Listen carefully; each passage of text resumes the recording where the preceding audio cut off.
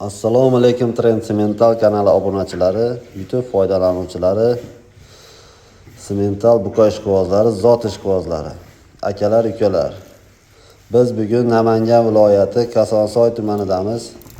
Akalar, Namanganda Kosonsoyga mana zotli buqalarimiz kelibdi, xudo xolasa.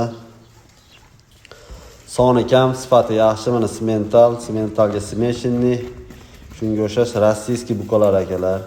Bu hoji akamiz o'zi birinchi qo'l o'zi olib kelgan edi. Olib kelib qolgan sheriklarni sotib, bularni o'ziga boqqan olib qoldi.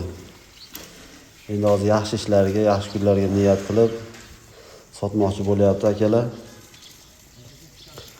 Hop, buqalarimiz soni 15 bosh, oylari 6-7 oylik. Katta kichik kelsa hammasi 1 metr plus, biri 10, biri 15 atrofida chiqadi. Pullarni yengil qilib beramiz deyapti. Eldan yengil qilib beramiz deyapti. Mana bozorni jaydari novvoslar narxida qilib beramiz deyapti. Mana hammasi sog'lom.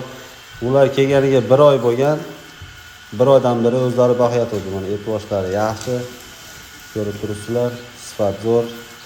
Sog'ligiga, yeb ichishiga hoji akamiz o'zlari xudo xolasa javob beradi. Hop, puliga kelsak, pullari 16,5 million so'mdan kami bor deyapti. Tanlashiga qarab, katta kichigiga qarab, xudo xolasa kam ko'sni qilib beradi. Bir joyga olgan odamga, mana bitta odamni o'zi molika, mana bir ko'ra qilib bahsa bo'laveradigan mana sifatlarni ko'rib turibsizlar.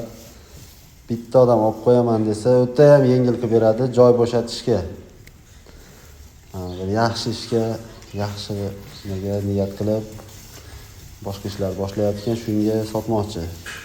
O'zi aslida kelganlardan saralab o'ziga mana 15 bosh pul olib qo'ygan ekan. Shuni sotuvga qo'yapti. Qiziqqanlar aloqaga chiqasizlar. Telefon nomeri asl joyida qoldiramiz aka.